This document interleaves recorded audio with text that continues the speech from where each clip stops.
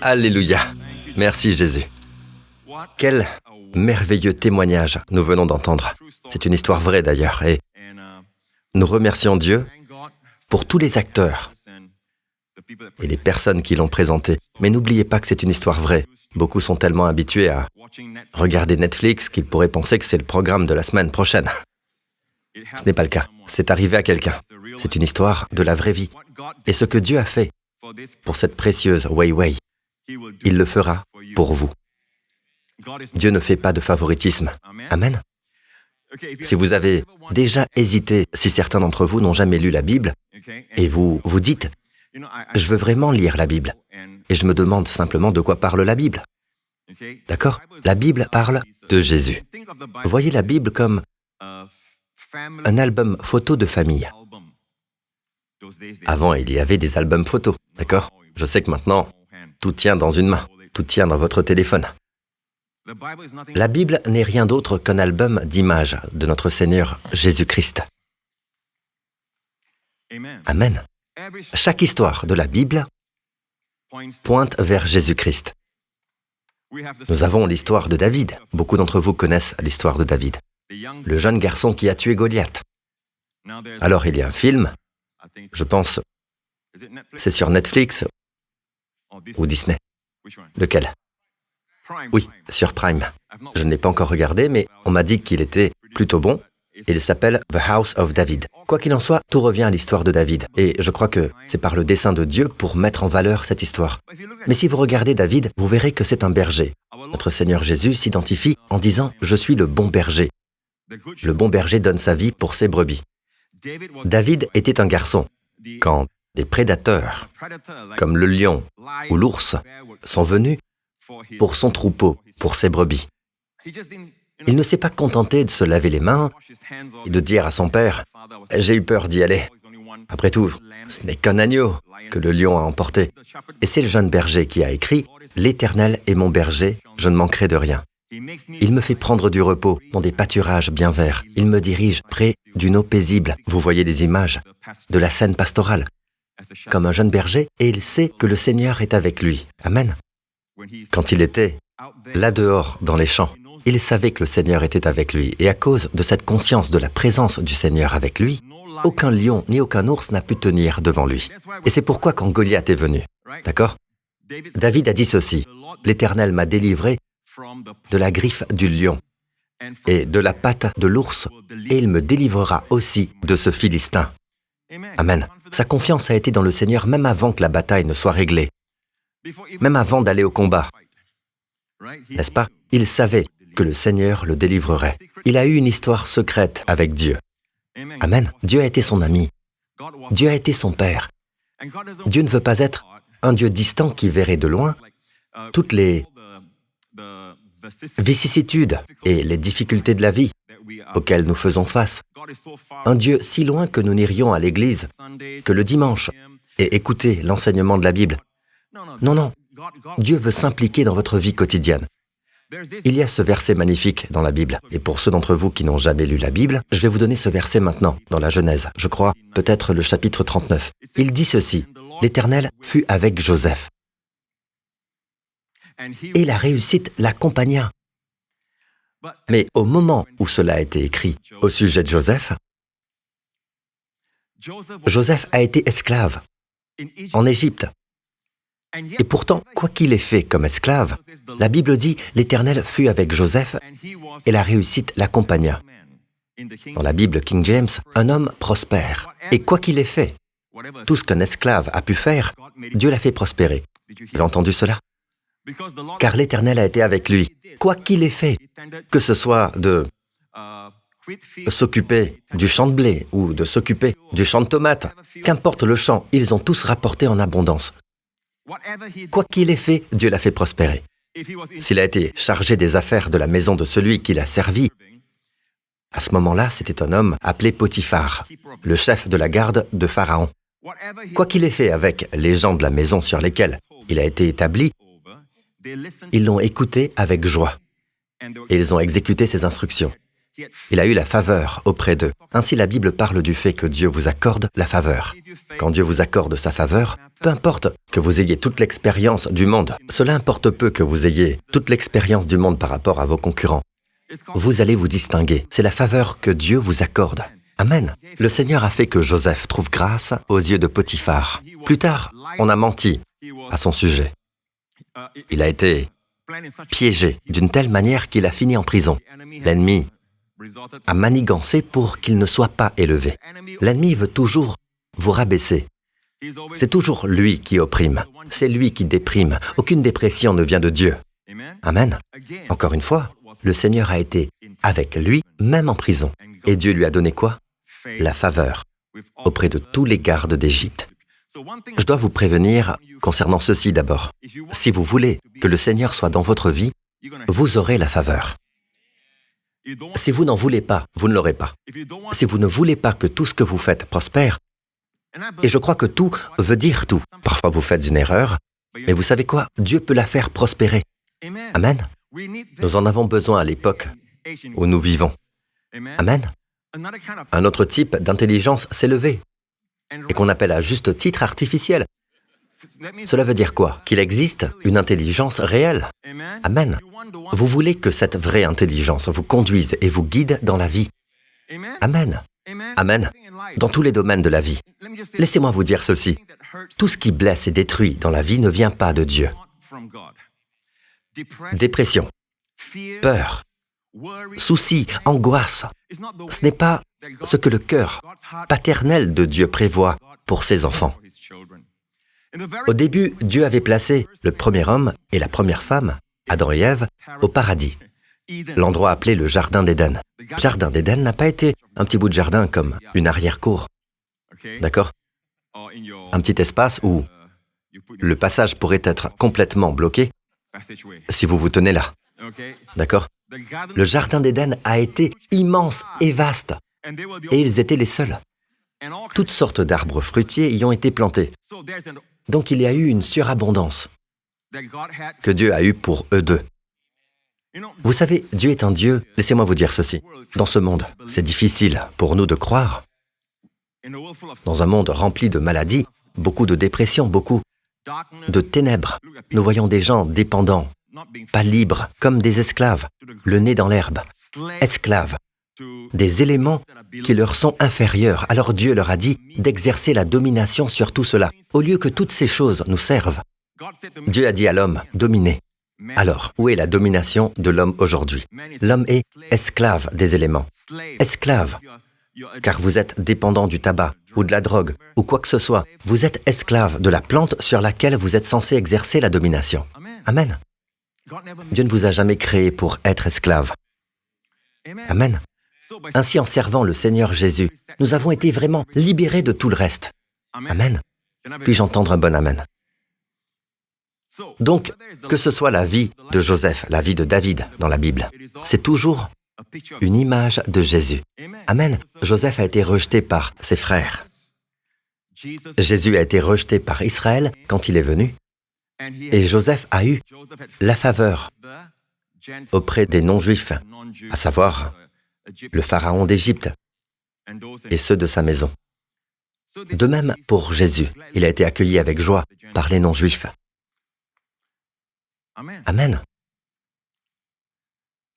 Joseph est devenu le pain de vie pour le monde quand celui-ci a traversé la famine. C'était il y a de nombreuses années en Égypte. L'Égypte était une superpuissance à cette époque. Et le monde entier a été en famine à un moment donné. Et il n'y a eu du pain qu'en Égypte. Ils sont devenus le grenier à blé et la réserve de pain pour le monde entier. Et à qui était cette sagesse? À Joseph. Ainsi, depuis 2000 ans, depuis que Jésus a été rejeté par Israël, il est devenu le pain de vie pour nous tous. Puis-je entendre un bon amen? Béni soit le nom de Jésus. Bien sûr, Dieu n'a pas oublié son histoire d'amour avec Israël. Et un jour, il s'occupera d'Israël. Et la Bible dit que cela arrivera quand Jésus reviendra. Alléluia. En attendant, écoutez, nous sommes tous ici, et en tant que croyants, nous pouvons jouir de ce que Jésus a payé pour nous. Amen. Singapourien, laissez-moi vous demander. Si vous allez dans une boutique et que vous payez $10, pour un certain type de plat. D'accord? Alors je précise qu'il y avait une promotion que vous n'aviez pas vue sur le mur. Elle dit, vous achetez ce plat, vous recevez une glace. Pensez à votre parfum préféré, d'accord? Vous pouvez choisir n'importe quel parfum que vous aimez. La glace vient avec l'achat de ce menu. Mais vous n'aviez pas vu ce détail. Alors, vous avez acheté votre menu, vous êtes parti, et puis en avançant, vous croisez quelqu'un d'autre qui va à la même boutique. Il vous dit, « Oh, vous avez acheté votre menu spécial et vous avez eu une offre spéciale, n'est-ce pas ?»« Je ne sais pas. »« Oui, vous recevez cette glace. Singapourien. Que faites-vous » Vous êtes déjà assez loin du magasin. Peu importe la distance, peu importe le temps, il y a la pluie qui arrive et il bruine même. Peu importe, je vais récupérer mon cadeau gratuit. Pas vrai? Amen, j'ai raison ou pas? Mais vous savez, quand il s'agit des choses de Dieu, tout est gratuit par la grâce. Gratuit ne veut pas dire bon marché. Et pourquoi? Gratuit veut dire que quelqu'un a payé. Quelqu'un a dû payer pour toutes les glaces gratuites. La compagnie l'a fait. Ils ont été prêts à le faire parce qu'ils pensent qu'en faisant cela, d'un point de vue commercial, ils recevront plus, d'accord? Mais quelqu'un doit payer pour chaque cadeau gratuit. Puis-je entendre un bon amen? Alors, si vous vous êtes déjà demandé quel verset lire dans la Bible, il y a un verset que je veux vous recommander. Mémorisez ce verset, mettez-le dans votre cœur, il va vous bénir, d'accord? Et il raconte l'Évangile en concentré, en un seul verset. Regardez, Romains 5, 17. Il est dit, lisons tous ensemble. Par la faute d'un seul, la mort a régné. La mort a régné par lui. À bien plus forte raison, vous devez le dire ainsi, à plus forte raison. D'accord? Pas seulement le menu, mais la glace. À plus forte raison. Ceux qui reçoivent avec abondance la grâce et le don de la justice régneront à bien plus forte raison dans la vie par Jésus-Christ lui seul. Ce verset est chargé, d'accord? Il y a beaucoup dedans. Et il vous dit une chose sur ce qui se passe dans le monde aujourd'hui. Regardez autour de vous, même pas besoin de regarder ce verset. Regardez autour et vous voyez que c'est total, c'est universel. Personne n'y échappe. De quoi je parle? La mort. Vous savez, quand on est jeune, on n'aime pas parler de la mort. Mais récemment, je suis allé visiter la tombe de ma mère. Je suis allé au cimetière pour la voir. Vous voyez, pour l'anniversaire de son décès. Bien sûr, elle n'est pas là. Elle est avec le Seigneur. C'est juste un endroit où je peux me souvenir d'elle. Quand j'y suis allé, j'ai regardé autour, j'ai pris le temps de regarder toutes les pierres tombales et les différentes, vous savez, les dalles de pierre qu'ils posent là. Et les différents noms et âges inscrits. J'ai vu beaucoup de jeunes. J'ai vu beaucoup de jeunes qui sont partis avant l'heure. La raison n'était pas indiquée, mais cela m'a rendu triste. Quelques-uns avaient des jouets posés là. Ainsi la mort est une ennemie. La mort ne fait pas partie du plan de Dieu pour l'homme. Dans 100 ans, si Jésus tarde, pas une seule personne dans cette salle ne sera en vie. Pour nous, nous avons une espérance à cause du jour de la résurrection. Jésus s'est relevé d'entre les morts. Il a vaincu la mort. Amen. Et s'est relevé d'entre les morts. Alors, dites-moi, pourquoi y a-t-il la mort? Et chaque fois que vous assistez à des funérailles, si nous sommes honnêtes, même si nous sommes là, nous aimons les personnes présentes, nous sommes là pour les aimer et tout, mais nous ne nous sentons pas vraiment à l'aise. Nous ne sommes pas au mieux. Nous sommes dans le deuil, nous sommes dans la tristesse. Et au fond de nous, si nous sommes honnêtes, nous dirons que quelque chose ne va pas. Ce n'est pas censé être ainsi. Pourquoi l'homme vient-il au monde et puis ensuite, il vit sa vie, d'accord, 70, 80, 90 ans, allons jusqu'à 100 ans. Et puis on meurt. Quelque chose en vous dit que ça ne colle pas.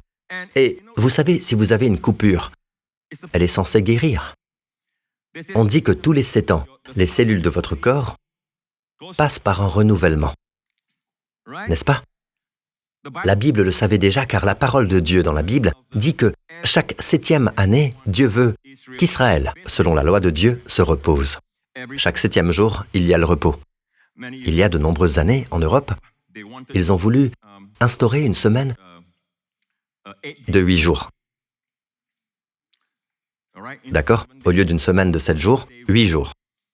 D'accord? Ainsi vous travaillez davantage. Eh bien, les gens ne se sont pas révoltés. Les animaux, si. Les vaches ont refusé de donner du lait. Il semble que toute la nature fonctionne sur un cycle de 7 jours. Nos corps fonctionnent sur un cycle de 7 jours. 7, 7, 7. Un cycle de 7 ans.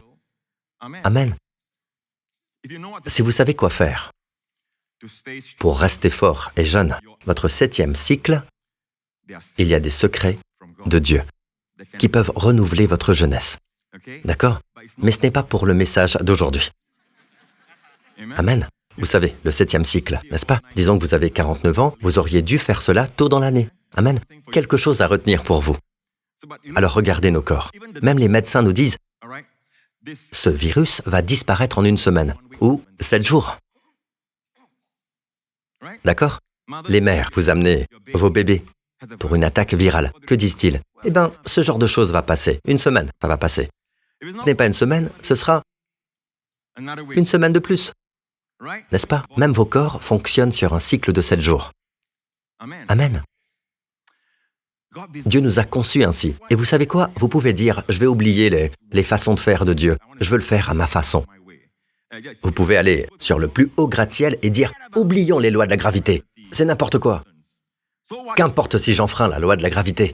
Puis vous faites un pas. Là, vous réalisez que vous n'avez pas brisé cette loi. C'est elle qui vous a brisé. D'accord? Les lois existent. Et si nous sommes intelligents, nous apprendrons à aller avec les lois et les principes de l'univers. Amen. Ainsi, le fait est que l'homme n'a pas pu garder la loi de Dieu. L'homme ne le peut pas. La toute première fois que Dieu leur a donné les 10 commandements, l'homme a échoué lamentablement. N'est-ce pas? Comment? En fabriquant. Juste après que Dieu leur a donné les 10 commandements, dont le premier était « Tu n'auras pas d'autre Dieu devant moi. Je suis le Dieu d'Abraham, d'Isaac, de Jacob. Je suis le Dieu qui t'a fait sortir de l'esclavage, de la maison de servitude, pour te conduire dans un pays où tu habiteras des maisons que tu n'as pas bâties, tu boiras l'eau du puits que tu n'as pas creusé, et tu mangeras des vignes et des plantations que tu n'as pas plantées. » En d'autres termes, c'est fondé sur l'œuvre d'un autre, pas sur vos efforts. Amen. N'adorez aucun autre Dieu. Amen. Car je suis un Dieu jaloux. Certains vont dire, eh bien, Dieu est jaloux. Ils essaient de polémiquer là-dessus. Et alors? Il y a la bonne forme de jalousie. Si vous aimez quelqu'un, vous serez jaloux. Si cette personne est harcelée, blessée, maltraitée, il y a un problème chez vous si vous n'êtes pas jaloux du bien-être de cette personne. Quel genre de père êtes-vous si vous n'êtes pas jaloux du bien-être de vos enfants? Si quelqu'un les maltraite, amen. Si quelqu'un s'en prend à votre épouse, et vous savez que ses intentions sont mauvaises, et vous n'êtes pas jaloux, quelque chose ne va pas chez vous. Les amis, réveillez-vous. Amen. Il y a une mauvaise jalousie. Jalousie ici, jalousie là, jalousie partout. C'est la mauvaise jalousie. Vous savez, être jaloux parce que quelqu'un a quelque chose que vous auriez voulu avoir, d'accord? C'est plutôt de l'envie, et c'est généralement basé sur l'avidité. Vous savez, ils ont plus de choses. Et c'est pour cela que les réseaux sociaux peuvent être quelque chose qui cause la dépression. C'est prouvé d'ailleurs. Même à Singapour, nous le réalisons. Nous limitons les réseaux sociaux à un certain groupe d'âge. N'ai-je pas raison? Pourquoi? Parce que nous avons tendance à nous comparer, n'est-ce pas? Et que se passe-t-il? La jalousie s'invite. Et tous, ils présentent toujours leur meilleur profil, n'est-ce pas? C'est ça. Et alors? Alors, si vous avez plus d'abonnés, qu'est-ce que ça peut faire? Oh là là, Pasteur Prince, personne ne vous suit. Oui, et alors? Qu'est-ce que ça peut faire? Hein? Vous pourrez vérifier plus tard. D'accord? Vous voyez, je ne suis pas branché réseaux sociaux. Je ne suis pas dans toutes ces choses parce que ma validation vient du Christ. Puis-je avoir un bon amen? Votre validation devrait venir du Christ. Après tout, celui qui est sans erreur, sans faute et ne peut pas se tromper. Il dit que vous êtes aimable, que vous avez assez de valeur pour qu'il meure pour vous, ou assez cher à son cœur pour qu'il donne sa vie pour vous. Amen. Il a tout laissé.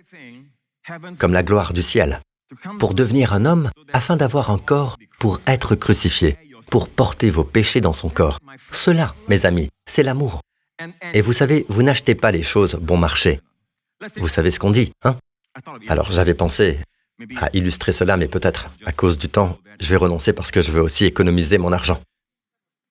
Mais disons que j'ai 100 $ ici, dans ma main. 100 $. D'accord? Je dis, qui veut ces 100 $? Oui, certains seront aimables, d'autres regarderont autour, c'est un piège. Vous vous dites, je ne veux pas être le premier parce que je suis singapourien. Désolé, mais je ne veux pas être le premier, n'est-ce pas? Si je le jette par terre et que je marche dessus, d'accord? Je marche bien dessus et je dis, vous le voulez encore? Pour de vrai, je ne le reprendrai pas. Il n'y a pas de piège. Combien le veulent encore? Vous le prendrez quand même, n'est-ce pas? Si vous êtes futé, vous le prendrez. Si vous êtes futé, vous le prendrez par le coin. Pas vrai? Et après cela, vous le passez à votre meilleur ami. Tiens ça pour moi, je vais me laver les mains, d'accord? Puis vous reviendrez plus tard, bien sûr, vous demanderez à votre ami de se laver les mains. La valeur ne change pas juste parce que c'est sale. Car nous avons péché, nous sommes sales. Comparé à la sainteté de Dieu, la majesté de Dieu, la manière dont Dieu nous a conçus, mais vous savez quoi? Votre valeur ne change jamais. Réfléchissez-y, Dieu a donné son Fils pour vous. Je dis toujours, si vous êtes prêt à donner de l'argent pour un objet que vous voulez acheter, cela signifie que l'objet, pour vous, vaut plus que l'argent. Or, dans le cas de Dieu, bien sûr, Jésus a toujours été cher au cœur de Dieu. Vous ne saurez jamais combien Dieu vous aime tant que vous ne savez pas combien il aime notre Seigneur Jésus. Amen. Jésus dit, le Père m'aime, le Père est avec moi, il ne m'a pas laissé seul. Amen. Quand Dieu a donné son Fils pour vous, c'est pour vous racheter. Et le mot « racheter » vient de rédemption. Il vous a racheté. Malheureusement, à Singapour, quand on utilise « grâce » et quand on dit « rachat », « rédemption », c'est sur le ticket de parking. C'est très triste. La rédemption dans la Bible, c'est éternel, non? Et la grâce est éternelle aussi. La grâce signifie une faveur non gagnée, non méritée de la part de Dieu. Allô? Nous y avons tous droit. Si la faveur de Dieu est non gagnée, nous y avons tous droit, oui. Non mérité, y avons-nous droit? Oui. La grâce est une faveur imméritée, non méritée, une faveur non méritée. J'ai un livre intitulé « Unmerited Favor », faveur imméritée. Parce que la grâce, c'est cela, elle n'est pas méritée. Si vous la méritez, vous ne pouvez pas parler de faveur. Amen. Vous m'entendez? C'est pourquoi le salut est un don.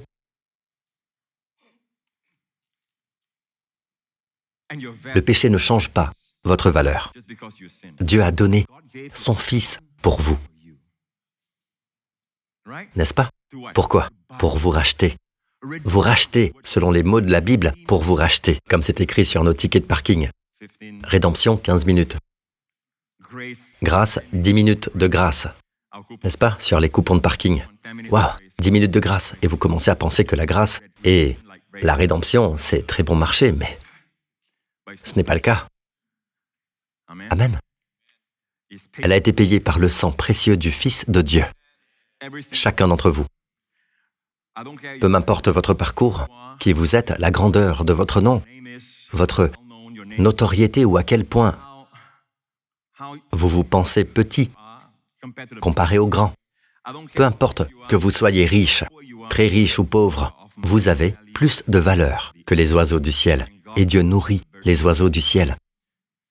Votre valeur est telle que quand Dieu vous a fait, il vous a donné des empreintes digitales que personne, dans le passé, n'a jamais eues et que personne dans le futur n'aura un jour.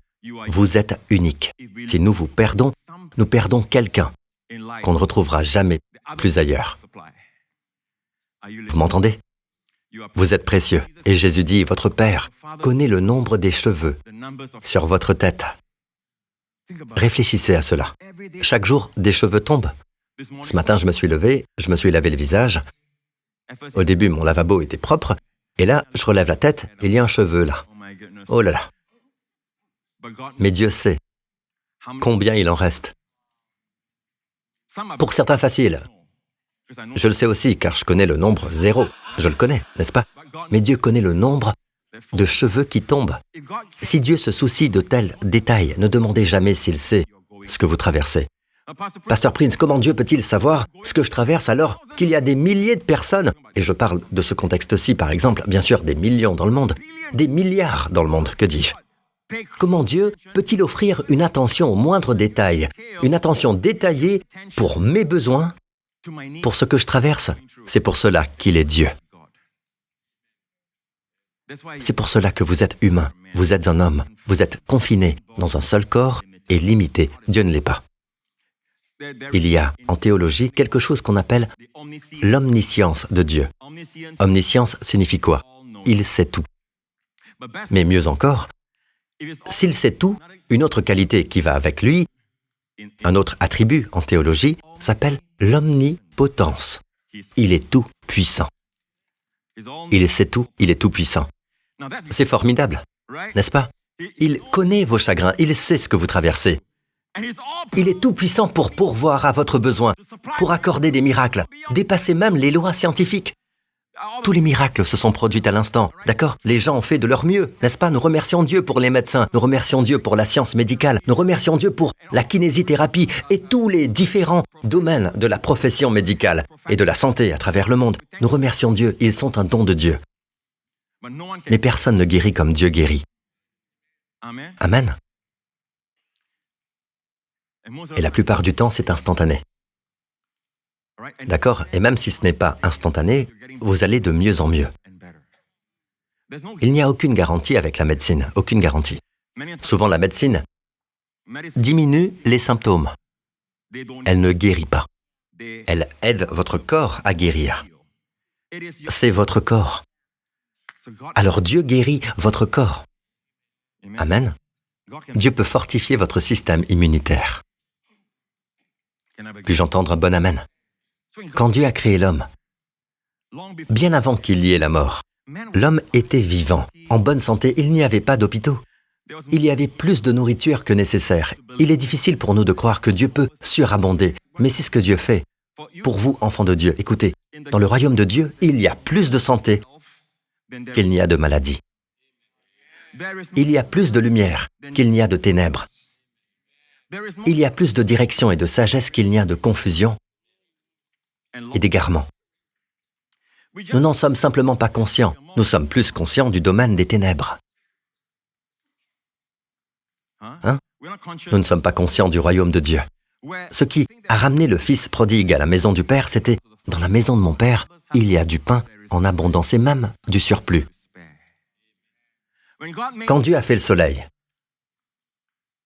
il a fait le soleil de telle manière que toutes les richesses du soleil soient exactement comme il faut et où cela doit être. Vous le savez, n'est-ce pas? À quelques kilomètres près, à seulement quelques kilomètres plus loin du soleil, nous gèlerions tous. Amen. La terre entière deviendrait glacée. À quelques kilomètres près, pas des centaines, juste quelques kilomètres, nous brûlerions tous. Nous sommes exactement là où nous devons être. Oui, Pasteur Prince, il y a longtemps, il y a eu le Big Bang. Oui, je suis sûr que lorsque Dieu a dit qu'il y ait de la lumière, il y a eu un bang. Sa voix crée un bang. Hein? Le bang s'est produit d'une manière tellement précise que cela a dû être exactement là où cela devait être. D'après ce que je sais, le chaos, la pagaille, la destruction n'ont jamais produit l'ordre, l'harmonie. Jamais. Amen. Ainsi la Bible dit que les hommes se vantent d'être sages, mais ils sont devenus fous. Alors pourquoi les gens meurent-ils? À cause du péché. Le salaire du péché, c'est la mort. Mais le don gratuit de Dieu, c'est la vie éternelle en Jésus-Christ, notre Seigneur. Le salaire du péché, c'est la mort. Le jour de paye arrive. Le salaire. Nous aimons tous le salaire. Mais pas ce genre de salaire. Et le salaire du péché, c'est la mort. Il y a le péché. C'est vrai. Je peux vous dire une chose toutefois. Vous dites, je suis un libre penseur, Pasteur Prince. Je n'adhère à aucune religion, je suis un libre penseur. Non, non, vous n'êtes pas un libre penseur. Vous n'êtes certainement pas un libre penseur. Je vous dirai ceci, moi, je suis libre. Jésus m'a libéré. Amen. Vous pensez être un libre penseur, mais ce n'est pas possible, car vous ne pouvez pas l'être et rester lié à certaines images auxquelles vous ne pouvez pas renoncer, ni arrêter d'y penser. Si ces images viennent, et vous vous dites, je peux les arrêter, mais vous êtes toujours à fantasmer, vous avez toujours les images devant vous, vous n'êtes pas libre. Vous êtes lié dans votre pensée. C'est vrai, les vrais libérés sont ceux à qui Jésus a dit au peuple quand il dit, vous connaîtrez la vérité, et la vérité vous rendra libre. Amen. Et les hommes, au lieu de cela, se mettent à juger la Bible alors que c'est la Bible qui les juge.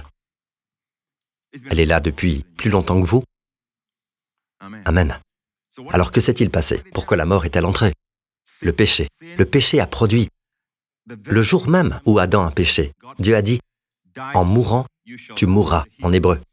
Dans la Bible, second 21, il est dit, tu mourras, c'est certain. Mais en hébreu, langue originale de la Bible, il est dit, en mourant, tu mourras d'abord, puis tu mourras dans l'avenir. Donc Adam a vécu environ plus de 900 ans. N'est-ce pas? Plus tard, la durée de vie a diminué de plus en plus dans le livre de la Genèse. Puis c'est devenu 600 environ, puis 300, puis c'est devenu comme à l'époque d'Abraham, 100 ans environ. Et depuis lors, jusqu'à maintenant, c'est bien si vous atteignez 80. Amen. Et il y a des principes dans la Bible qui nous enseignent que vous pouvez apprendre à suivre ces principes et vivre longtemps. C'est dans la Bible.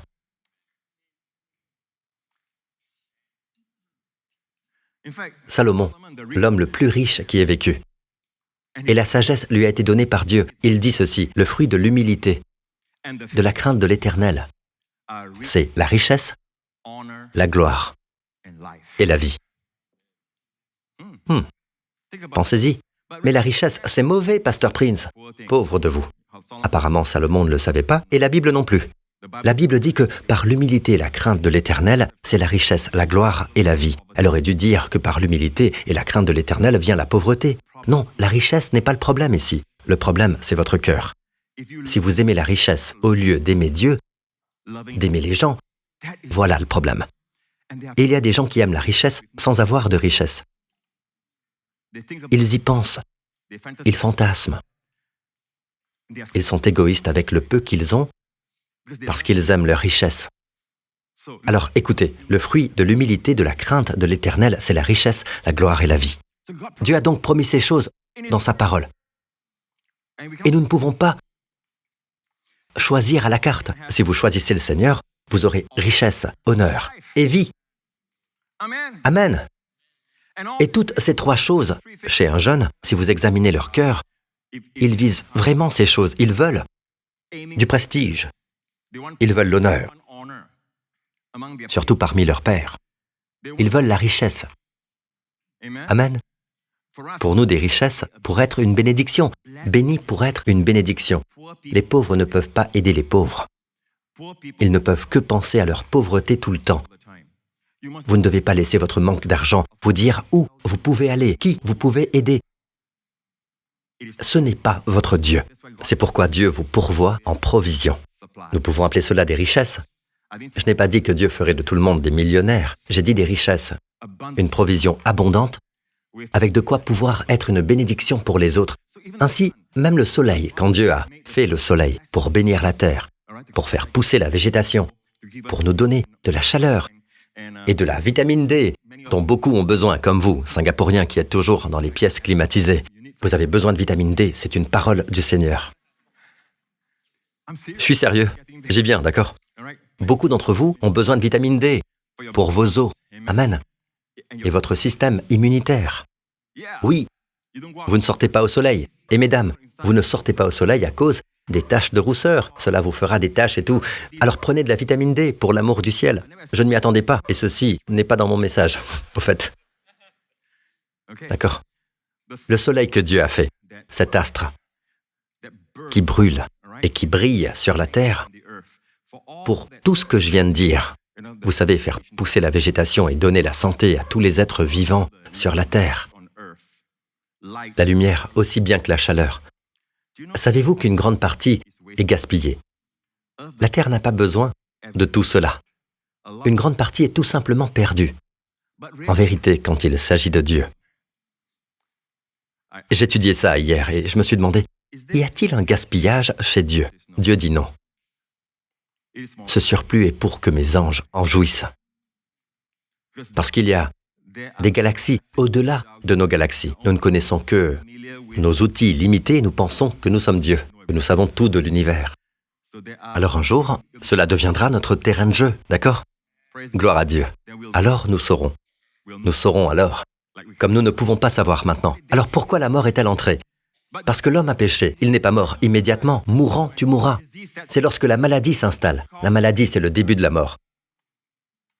Nous espérons que si vous avez une maladie, elle ne mène pas à la mort. Elle peut être interrompue, elle peut être stoppée. Et Dieu veut qu'elle soit stoppée, gloire à Dieu. Le désir de Dieu est que vous soyez en bonne santé. C'est dans la Bible, 3 Jean 2.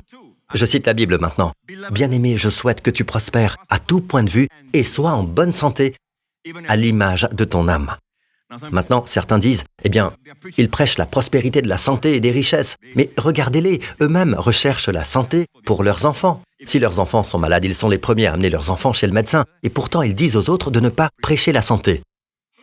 La prospérité, certains ont 2, 3 maisons, 2, 3 voitures. Et ils pointent les autres du doigt. Eux peuvent prospérer, mais les autres non. Non, mes amis, arrêtez toutes ces sottises et revenez à la Bible. Abraham a été riche. David aussi. Salomon aussi, le plus riche qui ait jamais vécu. Amen. Je ne vous demande pas d'être aussi riche. Je ne veux pas que vous ayez autant de femmes que Salomon. D'accord? Pour la paix de l'esprit, une suffit. J'ai dit à ma femme l'autre jour, tu es toutes les femmes du monde pour moi. Amen. Suffisante. Et elle l'est. Donc, quand vous êtes malade, en réalité, c'est le début de la mort. Le corps se détériore. C'est ainsi que la maladie entre. Est-ce alors la volonté de Dieu que l'homme soit malade au tout début de son plan originel? Non, jamais. C'est à cause du péché. Pasteur Prince, Dieu peut-il simplement oublier le péché? Non, mes amis, vous ne comprenez pas. La sainteté saisissante est la beauté de notre Dieu. Par exemple, parce que vous aimez quelqu'un et que quelqu'un a cette maladie, au moment même où vous êtes infecté, grâce à Dieu, jusqu'ici, nous n'avons pas ce genre de maladie. Si vous êtes hautement infecté, vous mourrez le même jour. Disons que quelqu'un ici a ce type de maladie et que cette personne veut venir chez nous ou dans votre quartier. Quelle est la meilleure chose que vous puissiez faire? Parce que vous aimez votre famille, vous aimez les personnes autour de vous et il veut passer du temps chez vous. Mais il est rempli de maladies. Pasteur Prince, maintenant vous décrivez cela, nous regardons des séries de zombies tout le temps et ils arrivent. Oui, ils ont des maladies. D'accord? La chose la plus aimante que vous puissiez faire pour votre famille, pour vos amis autour de vous et votre quartier, c'est d'arrêter ce gars. S'il refuse d'être arrêté, vous n'avez pas le choix. C'est pour cela que les gouvernements et les lois existent. Ils doivent empêcher que le crime se propage. Et c'est pourquoi ils retirent cet élément de la société. Quelle est la gravité d'un péché? Quelle est la gravité d'un crime? Cela dépend contre qui vous péchez. Vous péchez contre un mendiant dans la rue, un clochard. C'est toujours quelque chose de mauvais. Si quelqu'un vous dénonce, vous devrez quand même payer une amende ou quoi que ce soit, un jour de prison. Mais si vous péchez contre le roi du pays, oh là, c'est différent. Et qu'en est-il de Dieu? Amen. La conséquence est déjà là. Dieu dit, car le jour où tu en mangeras, tu mourras, c'est certain. Alors l'homme est mort. L'homme est mort. C'est ainsi que la mort est entrée. Chaque fois qu'il y a des funérailles dans leur cœur, ils se disent, ce n'est pas censé être ainsi. Adam l'a su mieux que quiconque. Mais Dieu a eu un plan. Dieu a un plan merveilleux. La Bible dit, en effet, Dieu a tant aimé le monde. Dieu a tant aimé Marie, a tant aimé Joseph, a tant aimé Robert, a tant aimé Mei et Wei et chacun de vous. N'est-ce pas qu'il a envoyé son Fils, notre Seigneur Jésus. Pourquoi? Pour mourir sur la croix. J'ai un fils que j'aime énormément. Je ne vais pas le laisser mourir pour aucun d'entre vous. Ni pour qui que ce soit dans le monde. Pas question. Dans mon cœur, je serai comme mon fils pour eux. pas question qu'ils meurent. Vous êtes pareil. Mais Dieu a livré le Fils qu'il aimait. La Bible le dit ainsi, lui qui n'a pas épargné son propre Fils. Le mot « propre » marque l'affection. C'est un terme de tendresse. Comment ne nous donnera-t-il pas aussi tout avec lui? Mais quelqu'un doit payer pour le péché. Afin que le péché ne soit pas porté à votre compte, quelqu'un doit le payer. Afin que vos créanciers ne le réclament pas de vous, n'est-ce pas? Afin que la banque ne vous réclame plus rien, quelqu'un doit payer votre dette. Vous ne pouvez pas être libre sans que personne ne paie. Vous n'avez pas à être celui qui paie tant que quelqu'un paye à votre place. Jésus l'a fait. Mais à cause de la qualité de cet homme, à cause de la valeur de cet homme, à cause de qui il est, pas juste un homme, mais Dieu, il est Dieu incarné en chair humaine. Il a pris forme humaine, il a été pleinement homme. Amen. Et c'est pourquoi, pour toujours, il est pleinement homme, mais avec un corps glorifié qui ne peut jamais mourir. Amen. Il est venu dans ce corps. Et à cause de la valeur de cet homme, quand il a donné sa vie pour nous, ce paiement unique vaut plus que quiconque ait jamais vécu.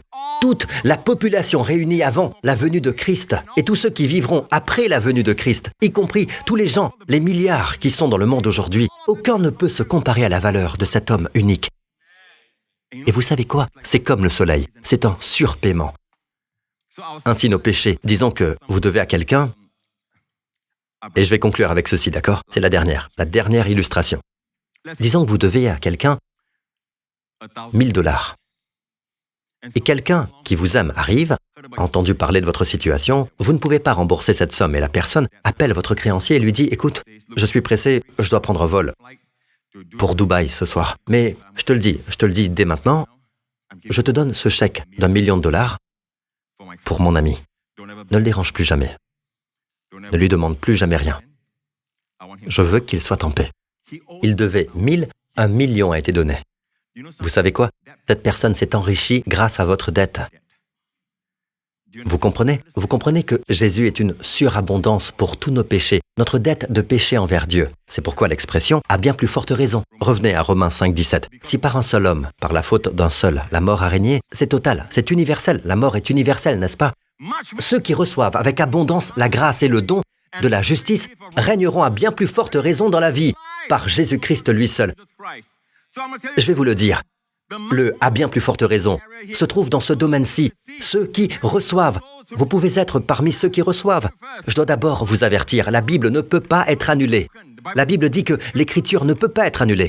Elle est la vérité elle-même.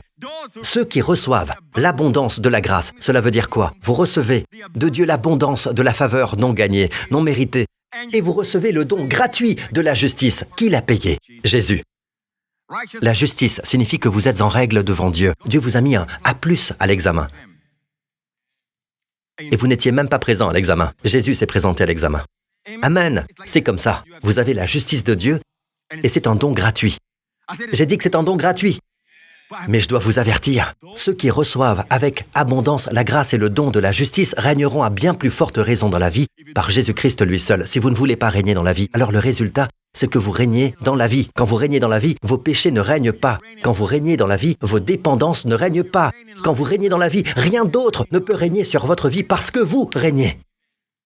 C'est l'idée de la royauté, parce que votre Père est royal. Jésus est le roi des rois et le Seigneur des seigneurs. Vous voulez régner dans la vie. Au lieu de toujours subir les circonstances de la vie, nous ne sommes pas sous les circonstances, nous régnons dans la vie. Puis-je entendre un bon amen? Ceux qui reçoivent l'abondance de la grâce et le don gratuit de la justice, ces deux choses, régneront dans la vie par Jésus-Christ. Amen. Je vais vous donner une occasion de recevoir. Vous n'êtes pas obligé de recevoir, parce que si vous recevez, vous devez régner.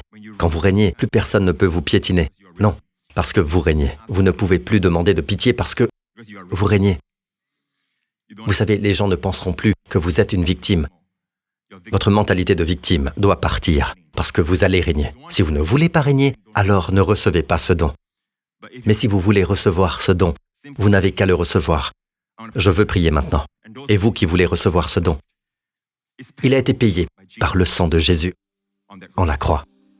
Alors faites cette prière avec moi maintenant, d'accord? Partout dans ce lieu, partout où l'on regarde, faites cette prière avec moi de tout votre cœur. Souvenez-vous, même un murmure, Dieu l'entend. Répétez après moi. Dites-le de tout votre cœur. Père Céleste, je te remercie pour cette merveilleuse bonne nouvelle. Cette bonne nouvelle que malgré le péché de l'homme, malgré mes péchés, tu as envoyé ton Fils, Jésus-Christ, pour mourir sur cette croix, pour tous mes péchés. Je te remercie. Il a porté mon jugement et ma condamnation. Pour tous mes péchés, il les a tous épuisés afin que je ne sois plus jamais puni. Il n'y a donc maintenant aucune condamnation pour moi. Et le troisième jour, tu l'as ressuscité d'entre les morts, comme proclamation que tous mes péchés ont été ôtés et que la mort n'a plus de pouvoir sur moi. Jésus-Christ est mon Seigneur et mon Sauveur. Amen. Gloire au Seigneur. Mettez-vous debout. Mes amis, si vous avez fait cette prière, et je prie que vous l'ayez faite, Amen, si vous l'avez faite, vous êtes maintenant ce que nous appelons une nouvelle création en Christ, le nom de notre Église, la New Creation, fondée sur 2 Corinthiens chapitre 5, verset 17. Si quelqu'un est en Christ, il est une nouvelle créature. Les choses anciennes sont passées. Voici, toutes choses sont devenues nouvelles. Amen. Levez les mains, vous tous, dans ce lieu. Ne tenons pas notre vie pour acquise. Nous sommes un peuple qui peut régner, qui peut prier, et même pour la semaine qui vient. Cette semaine qui vient, que le Seigneur vous bénisse. Vous et vos enfants. Que le Seigneur bénisse vous et vos bien-aimés. Toute votre famille, avec les bénédictions d'Abraham, les bénédictions de Deutéronome 28, puisque vous êtes bénis de toute bénédiction spirituelle dans les lieux célestes. Et que le Seigneur fasse resplendir sa face sur vous, et vous garde, et vous protège, vous et vos bien-aimés, tout au long de cette semaine, de tout mal et de tout danger, de toute la puissance du mauvais. Que le Seigneur fasse se lever sur vous un sourire de sa face et sur vos bien-aimés, et qu'il vous accorde son shalom, la plénitude, le bien-être et la paix, au nom du Seigneur Jésus-Christ. Et le peuple de Dieu dit « Amen, que Dieu vous bénisse ». Nous nous reverrons très bientôt. Ne venez pas seulement pour le jour de la résurrection, venez chaque dimanche. Amen.